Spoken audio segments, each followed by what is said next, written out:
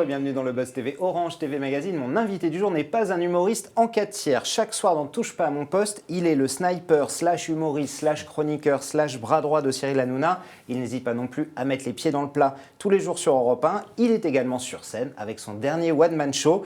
Et ce soir, il a les honneurs d'un prime time spécial, question 4 tiers sur D8. Cet homme, mesdames, messieurs, est un humoriste, plasma, full HD, tout ce que vous voulez. Bonjour Jean-Luc Lemoine. Bonjour. Merci de nous rendre visite. Merci, j'adore cette présentation. Quand je dis que vous êtes un peu le bras droit de Cyril Hanouna, pour commencer, ça fait un peu faillot ou c'est un peu vrai quand même? Non, je ne crois pas que je sois son bras droit, parce que je suis juste un compagnon de route, un vieux compagnon de route, parce qu'on se connaît depuis maintenant plus de 15 ans. Et voilà, je me vois plus comme ça, comme un pote, bras droit. J'aurais l'impression d'être son conseiller, d'être son assistant, tout ça. C'est pas le rapport qu'on a. C'est pas le rapport que vous avez, mais vous avez quand même un degré d'implication avec lui dans la préparation des émissions, que ce soit sur Europe 1 ou sur D8, qui est assez important, non? Oui, et puis surtout, Cyril a la gentillesse de me proposer de l'accompagner dans pas mal de ses aventures. Donc c'est en ça que je suis... si c'est Batman, je suis Robin. C'est une très bonne définition. Alors on parle de votre rubrique Les questions 4 tiers, qui est probablement celle dont on parle le plus dans Touche pas à mon poste. Ce soir, vous avez les honneurs d'un prime time spécial. Alors il y a eu Camille Combal, il y a eu Nora Malagré. Il y a vous maintenant. Que va-t-on voir dans l'émission de ce soir en prime time, Jean-Luc? Des inédits, un best-of? Alors, il y aura un best-of de ce qui a été montré dans les 4 tiers, avec quelques rubriques qui sont passées presque dans des classiques, comme la séquence du commissariat, qui était la première qui a fait vraiment un gros buzz sur la rubrique des 4 tiers. Et puis, on ne voulait pas, avec Cyril, avec la prod et tout ça, faire une émission classique. On voulait proposer quelque chose aussi d'original. Donc, il y a une vraie fiction qui a été faite. Et en fait, je vais camper une espèce de Bernard de la Villardière de seconde zone. On adore tous. Voilà, évidemment. C'est pour ça que je ne me compare pas au maître. Et donc, je vais pousser l'enquête un petit peu pour débusquer les chroniqueurs dans leur intimité et aller plus loin que les 4 tiers. Donc, il y a pratiquement 20 minutes de sketchs originaux. Et justement, cette émission, vous montrez en off, je le dis pour tous ceux qui ne connaissent pas encore la rubrique, tout ce qui se passe hors antenne. Est-ce que c'est un bon moyen de régler vos comptes avec certains, Jean-Luc? Non, ça va. Je leur souhaite du mal, c'est vrai, mais en général, je leur dis en face. J'essaie toujours que ça reste ludique. L'idée, c'est de chatouiller, de les mettre dans une position d'insécurité pour que justement, ils ne sachent pas à quoi s'attendre. Mais ce que j'ai tendance à dire, c'est que je ne joue pas non plus contre mon équipe.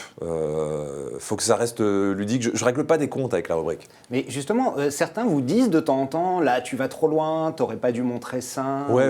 Ça arrive quand même ou pas? Ouais, ça arrive. Et en général, je vais plus loin la fois suivante. Après, ils ne disent plus rien. C'est normal. Mais vous n'avez pas l'impression qu'au bout d'un moment, évidemment, les 4 tiers au départ étaient assez surprenants, que maintenant, ils savent qu'ils sont filmés, qu'on a le son en antenne, ils n'en font pas un peu trop pour les 4 tiers, ou qui font exprès, vous qui les voyez tous les jours? Ça peut arriver que moi, des fois, j'ai un doute. Et donc, dans ce cas-là, je vire la séquence. En fait, quand vous regardez les rushs, vous dites ça, c'est joué. C'est-à-dire qu'au bout d'un moment, même des fois, c'est pas joué au début, puis sur la fin, il y a un regard caméra parce qu'ils se rappellent qu'ils sont filmés. Ouais. Et moi, ça me fausse le plaisir. C'est exactement le même principe que quand je fais des questions dans la rue. Les gens dans la rue qui jouent trop la comédie ou qui essaient de trop jouer la comédie, je trouve pas ça intéressant. J'aime bien quand il y a un accent de sincérité quand même. Donc ce qui fait que c'est de plus en plus difficile à faire, parce que justement je trie de plus en plus, je vire de plus en plus de séquences. Vous remplaciez Cyril Hanouna la saison dernière, régulièrement aux commandes de l'émission. Cette année, c'est Julien Courbet qui s'y colle. Vous n'êtes pas trop déçu de vous être fait piquer votre place par un petit jeune qui débute en fait, quoi? Non, parce que moi je crois beaucoup en Julien Courbet, je pense que c'est l'avenir. Ouais.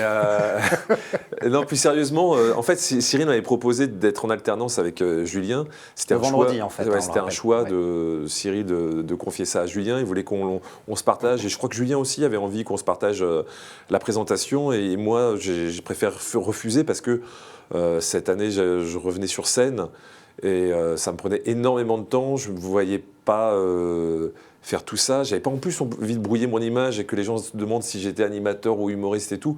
ma base, c'est je suis humoriste, je fais des spectacles et j'ai la chance de faire de la télévision, mais c'est pas mon vrai métier. Et puis à la radio, la télé et effectivement votre spectacle. Oui, Donc, voilà, ça laisse quand même peu de temps. Et c'est pour ça d'ailleurs que cette année, je suis passé à un rythme bimensuel au lieu de hebdomadaire sur les 4 tiers. C'était justement pour libérer du temps pour le spectacle. Alors les audiences de Touche pas à mon poste, ça cartonne, Jean-Luc, on ne va pas en parler ici, on parle jamais de ce qui va bien. C'est pas le cas sur Europe 1 dans Les Pieds dans le Plat où les audiences sont un peu cassées la figure depuis un an, vous avez perdu plus de 40%. On rappelle que c'était Ruquier qui occupait cette case.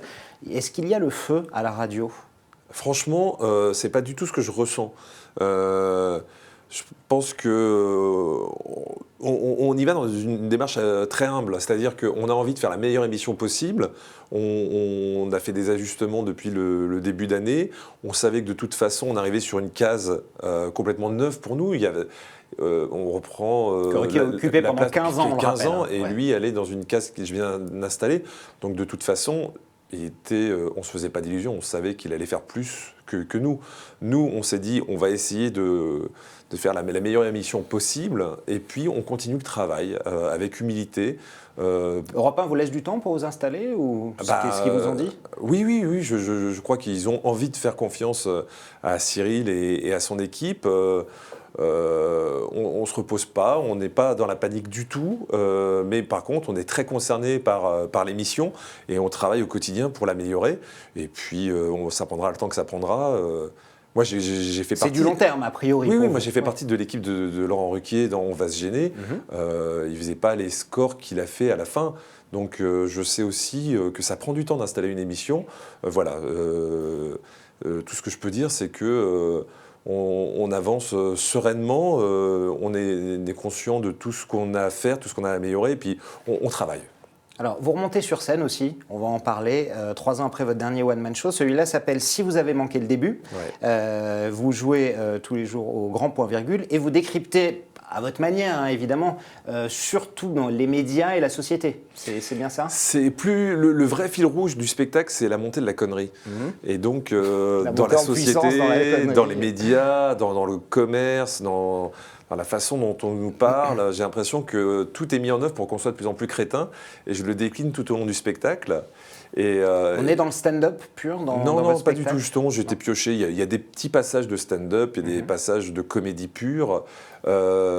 Je ne me suis pas mis de barrière, j'avais envie de faire un spectacle complet, très écrit, mais aussi très populaire. C'est certainement mon spectacle le plus populaire. J'avais envie aussi que les gens qui m'aiment bien, n'en touchent pas mon poste, retrouvent le vanneur tous les jours, le vanneur qui voit tous les jours.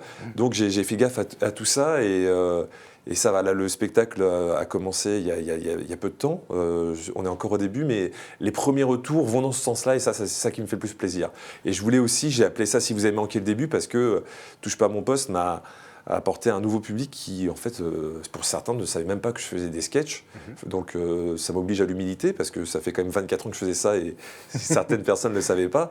Et donc il y a 70% de sketchs complètement neufs, et 30% de sketchs revisités. Que vous faisiez dans vos one-man shows précédents. Voilà, et j'ai choisi ceux qui s'intégraient le mieux justement à ce que j'avais envie de développer comme sujet dans le spectacle.